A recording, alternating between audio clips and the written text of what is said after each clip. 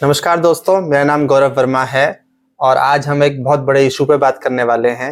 इस इशू पे बात करने से पहले मैं बता दूं कि जो आज के हमारे मेहमान हैं वो हैं सर मुकुल अग्रवाल। आप साइकोलॉजिस्ट हैं, लगभग आपको 13 से 14 साल हो गए हैं अपनी सेवाएं देते हुए। तो सर मैं आपका बहुत स्वागत करता हूं हमारे चैनल पर। तो सर सवाल आपसे मेंटल से रिलेटेड आपसे सवाल पूछने की कोशिश कर रहा हूं मैं। और सर मेरा पहला सवाल ये है कि सर मेंटल हेल्थ क्या है और ये इतनी जरूरी क्यों है? जैसे हमारी फिजिकल हेल्थ है, ऐसी हमारी मेंटल हेल्थ है। मेंटल हेल्थ किसी भी चीज में, जब कोई चीज बहुत ज्यादा ऊपर ना हो, बहुत ज्यादा नीचे ना हो, एक जो बैलेंस होता है ना, उसे हम हेल्थ बोलते हैं। जैसे बीपी होता है कि 80-120 के बीच में तो ठीक है, तो ऊपर जाएगा दिक्कत होएगा, नीचे जाएगा दिक्कत होगा। सेम मेंटल हेल्थ है, जहां हमारे थॉट्स जो है वो एक, जो हम चाह रहे हैं उसको फॉलो करते हैं, तो वो एक मेंटल हेल्थ के अंतर्गत आते हैं। लेकिन कई बार थॉट हमारे हमारे कंट्रोल में ही नहीं रहते हैं, वो ओवर थिंकिंग हम चालू कर देते हैं, तो उसको हम जो है वो एक मेंटल डिजीज के रूप में या मेंटल प्रॉब्लम के रूप में डायग्नोस करते हैं। तो मेंटल हेल्थ केवल हम अपने जितने भी थॉट्स है उसको हम जब तक कंट्रोल कर सकते हैं, उसी चीज को हम मेंटल हेल्थ बोलते हैं। जी सर। तो सर कोई व्यक्ति है वो मेंटल हेल्थ से पीड़ित है और उसको पता भी नहीं है कि वो मेंटल हेल्थ से पीड़ित है, तो कोई किसी व्यक्ति को कैसे पता चलेगा कि उसको मेंटल हेल्थ के इशू हैं? मेंटल हेल्थ के जब इशू आने लगते हैं तो सबसे पहली बात है कि उसकी जो नॉर्मल फिजिकल जो परफॉर्मेंस है वो गड़बड़ होने लगती है। जैसे कि रात को सोने का आपका टाइम गड़बड़ाने लगेगा, आपको खाने की इच्छा नहीं होगी, कई बार किसी से मिलने की इच्छा नहीं होगी, आपको घबराहट बेचैनी रहने लगेगी, आपका मन उदास रहने लगेगा, हाथ पैर में ऐसे लगेगा जान ही नहीं है आप, और आपका पेट खराब होने लगेगा। और सबसे इंपॉर्टेंट बात है कि सोशली जो आप लोगों के साथ रहते हैं वो कई बार ऐसा लगेगा कि बच्चों ना, अपने आप अकेला रहा जाए। तो ये कुछ ऐसे सिम्टम हैं जिसके थ्रू हम जो है ये पता लगा सकते हैं कि अब हमारी मेंटल हेल्थ को प्रॉब्लम होना शुरू हो गई। तो सर मेरा अगला प्रश्न आपसे ये है कि सर मेंटल हेल्थ जो है वो कैसे ठीक की जा सकती है सर? देखिए, एक तो life style is very important, कि आपका सोने और उठने का टाइम शेड्यूल बिल्कुल फिक्स होना चाहिए। जब भी ऐसा नहीं होगा, हमेशा आपको स्ट्रेस रहने लगेगा और धीरे धीरे आपको जो है डिप्रेशन की ओर आप जा सकते हैं। दूसरा, पानी प्रॉपर पीना बहुत जरूरी है। 2 से 2.5 लीटर पानी हमेशा आपको जो है ये याद रहे कि ये मेरे को पीना ही पीना है पूरे दिन में। कई बार आजकल हमें समय ही नहीं मिल पाता पानी पीने का, और हमारा जो पानी की कमी के कारण भी देखते हैं कि मेंटल हेल्थ की प्रॉब्लम हो जाती है। और तीसरा, हमारा जो डाइट है, डाइट में फाइबर होना बहुत जरूरी है। कई बार डाइट में फाइबर ना होकर केवल आजकल फास्ट फूड जो हम खा रहे हैं, उसकी वजह से भी हमारे जो है न्यूरोट्रांसमीटर जो केमिकल माइंड में होते हैं वो गड़बड़ा जाते हैं और हमें डिप्रेशन और एंजाइटी होने लगता है। तो कुछ ये तरीके से हम कर सकते हैं नॉर्मली मेंटेन अपने मेंटल हेल्थ को। और साथ में मेडिटेशन और योगा, ये हमारी लाइफस्टाइल का हिस्सा नहीं रह गया है आजकल। ये एक बहुत ही बड़ा इशू है। हमारी फिजिकल बॉडी को, जैसे गाड़ी की हम सर्विस करते हैं, ऐसी अगर बॉडी की सर्विस करने के लिए हमें योगा चाहिए और माइंड की सर्विस करने के लिए हमें मेडिटेशन चाहिए। तो अगर ये दोनों चीजें हमारी लाइफ स्टाइल के अंडर आती हैं और अगर हम इसको फॉलो करते हैं, तो लगभग लगभग देखा यह जाता है कि कोई भी लाइफ का स्ट्रेस हो या कोई भी थॉट्स जो अनकंट्रोल होते हैं वो नेचुरली कंट्रोल हो जाते हैं।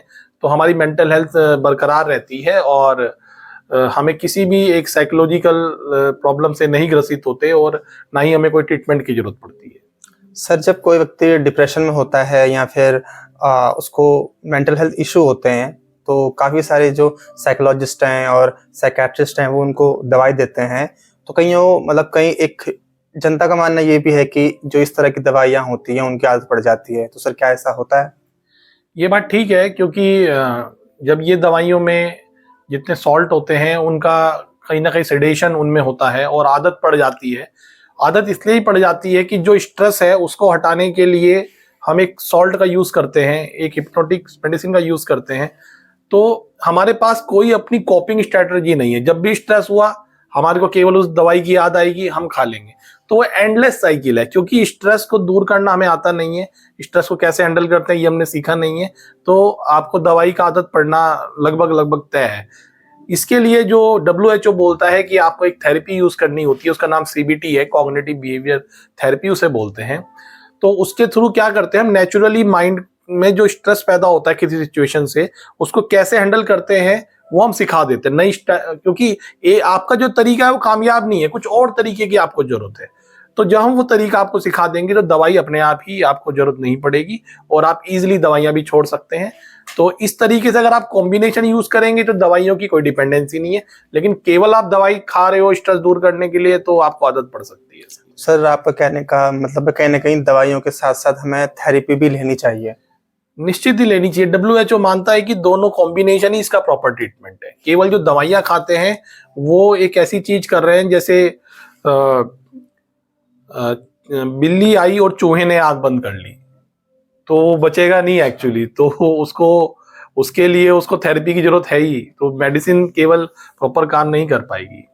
जी सर जैसे हमें कोई नॉर्मल खांसी जुकाम होता है या कोई छोटी मोटी बीमारियां होती हैं तो हम एकदम से डॉक्टर के पास चले जाते हैं, डॉक्टर हमें दवाई भी दे देता है। लेकिन जब बात मेंटल हेल्थ की आती है तो उस वक्त एक आम व्यक्ति या जो जनता है वो साइकोलॉजिस्ट पे या साइकेट्रिस्ट के पास क्यों नहीं पहुंच पाती? इतना बड़ा फासला क्यों बन गया है या बना दिया गया है समाज के द्वारा? देखिए, हमारी सोसाइटी में स्टिग्मा है। अगर कोई साइकोलॉजिस्ट या साइकेट्रिस्ट के पास जा रहा है तो इसका मतलब एक सीधा सा एक वर्ड यूज होता है, उसका नाम है कि वो पागल है। और कोई भी व्यक्ति अपने को पागल कहलाना नहीं चाहता, नेचुरल बात है। तो ये जो स्टिग्मा बन गया है कि इनके पास जाना एक पागलपन की बात है या पागल हो गया है, ये इसी कारण क्या हो गया है कि लोग जाने से बचते हैं। बुखार होगा इजीली चले जाएंगे फिजिशियन के पास, लेकिन साइकोलॉजिकल डिसऑर्डर होगा जल्दी से नहीं जाते, आखिरी लेवल तक पूरी उनकी कोशिश रहती है कि ना जाना पड़े। लेकिन इससे स्थितियां बहुत खराब हो जाती हैं, सुसाइड अटेम्प्ट्स हो जाती हैं और हम रोक भी नहीं पाते क्योंकि वो इतने दूर तक चला गया व्यक्ति कि अब उसको वापसी भी मुश्किल है और साथ में ट्रीटमेंट भी मुश्किल हो जाता है। जितना डिजीज क्रोनिक होती चली जाएगी उतना ट्रीटमेंट मुश्किल होता चला जाएगा। तो जो ये स्टिग्मा वाली बात है, इस कारण लोग जो हैं, मेरे ख्याल में आज भी बहुत बड़ा ये प्रॉब्लम बना हुआ है इंडिया में खासकर, तो इसे टैबू ही माना जाता है। मेरे ख्याल में लोग एक्सेप्ट नहीं करते हैं इस बात। तो सर ऐसा कोई आपके पास एग्जांपल होगा जो कोई व्यक्ति अंधविश्वास में चला गया हो और बाद में काफी उसको हार्म हुआ और वो थेरेपी या दवाई की वजह से ठीक हुआ हो? ऐसे तो मतलब आप समझिए 80% इंडिया में लोग जो है, सबसे पहले ये साइकोलॉजिस्ट साइकेट्रिस्ट की जगह सबसे पहले जाते ही तांत्रिक बाबाओं और मंदिरों में है। ये साइकोलॉजिस्ट साइकेट्रिस्ट का तो नंबर ही आखिरी है। जब ये सारे में से सब कुछ कर लेते हैं और इनको हेल्प नहीं होती या बार बार फिर दोबारा इनको सिम्टम आते हैं, तब ये साइकोलॉजिस्ट साइकेट्रिस्ट को अप्रोच करते हैं कि चलो अब कुछ नहीं है, चलो something is better than nothing, या चलो कुछ कर लिया जाए। तो ये तो है ही प्रॉब्लम मेरे ख्याल में। सर जैसे मैं अपने आसपास देखता हूँ और अपने दोस्तों को देखता हूँ या अपने जूनियर्स को देखता हूँ, तो सर एक इमोशनल जो डिसबैलेंस है वो काफी सारे यूथ में है। तो सर क्या कारण है इसका और क्यों हो रहा है ये? इमोशनल डिसबैलेंस का एक बहुत बड़ा कारण है हमारी कंफर्टेबल लाइफ। आजकल बच्चे बहुत ही कंफर्ट, केवल पढ़ाई उनको बोला जाता है आप बस पढ़ो, उन्हें रियल दुनिया का कुछ पता ही नहीं है। उनका रियल दुनिया से सामना तब होता है जब वो इंटर कंप्लीट कर चुके होते हैं, कई बार ग्रेजुएशन कंप्लीट कर चुके होते हैं। तो वो कैसे इमोशन हैंडल करते हैं ये तो उनके अंदर आर्ट ही नहीं है, क्योंकि उन्होंने इमोशनल जो इंटेलिजेंस है वो तब बढ़ती है जब आप मुश्किलों से फाइट करते हैं, और वो मुश्किलों से पेरेंट्स कई बार फाइट नहीं करने देते और इस तरीके का एनवायरनमेंट इस तरीके का है कि सारी चीजें प्रोवाइड हैं, तो बच्चों की इमोशनल इंटेलिजेंस बहुत कम हो गई है आज की तारीख। जी, तो सर जो सोसाइटी है सर वो मेंटल हेल्थ इशू पे बात क्यों नहीं करती? कुछ समय पहले सर जो हमारे बॉलीवुड के एक्टर हैं सुशांत सिंह, उनके समय पे काफी चर्चा हुई न्यूज़पेपरों में, टीवियों में, लोग आपस में बात करने लगे कि मेंटल इशू बहुत जरूरी है। लेकिन 2-3 समय बाद फिर वो खबरें गायब हो गई और आज भी फिर कोई अच्छी खासी बात नहीं हो पाती मेंटल इशू पे। क्यों सर? उसका कारण ये है ना, देखिए जो हमारा जो तरीका है स्ट्रेस को हैंडल करने का, कि अगर कोई स्ट्रेस हुआ है तो मंसूरी चले जाओ, स्ट्रेस हुआ है तो कोई लिकर पार्टी कर लो, स्ट्रेस हुआ है तो कुछ गेट टुगेदर कर लो। तो हम सोचते हैं कि स्ट्रेस कोई बहुत विशेष बात नहीं है, जब भी स्ट्रेस हो ऐसा कुछ करके हम तो जो है हम बच सकते हैं इन चीजों से। लेकिन यही एक बहुत बड़ा चैलेंज बन गया है कि कब हमारी लाइन टूट जाती है, वो जो एक नॉर्मल से हम एक डिसऑर्डर की ओर लेके जाती है, इस बात का कोई भी जानकारी सोसाइटी में अवेलेबल नहीं है। केवल तब लोग साइकोलॉजी से साइकेट्रिस्ट की तरफ भागते हैं जब उन्हें पता चलता है कि अब बिल्कुल हमारे हाथ से बात चली गई है। तो और लोग इन बारे में सोचते हैं कि ये कोई विशेष बात नहीं है, मतलब उनको कोई विशेष मुद्दा ही नहीं लगता, मेरे को जहां तक अभी तक 13 साल के एक्सपीरियंस में पता चला है जी। तो इसी वजह से नुकसान हो रहा है, क्योंकि लगभग 80% हमारा जो यूथ है वो बहुत बुरी तरीके से सफर कर रहा है इस प्रॉब्लम से। जी सर। तो सर जो हमारे दर्शक हैं उनसे सर आप क्या कहना चाहते हैं मेंटल हेल्थ के इशू से रिलेटेड? देखिए, एक तो आपको मेंटल हेल्थ अपनी मेंटेन करने के लिए रियल वर्ल्ड में रहना होगा। आजकल जो सारी दुनिया काल्पनिक हो गई है व्हाट्सएप, फेसबुक और सोशल मीडिया के थ्रू, और तुरंत हमें चीजें इंस्टेंट मिल जाती है, क्लिक पे जो चीजें मिल जाती हैं, तो उससे हमारा EQ नहीं बढ़ता, इमोशनल कोशेंट या इमोशनल EI, इमोशनल इंटेलिजेंस नहीं बढ़ता है। तो इस वजह से मेंटल डिसऑर्डर की प्रॉब्लम बहुत बुरी तरीके से आगे बढ़ी जा रही है इस समय। तो सबसे इंपॉर्टेंट बात है कि आपको रियल वर्ल्ड में भी रहना होगा, आपको रियल सिचुएशन को फेस करना होगा।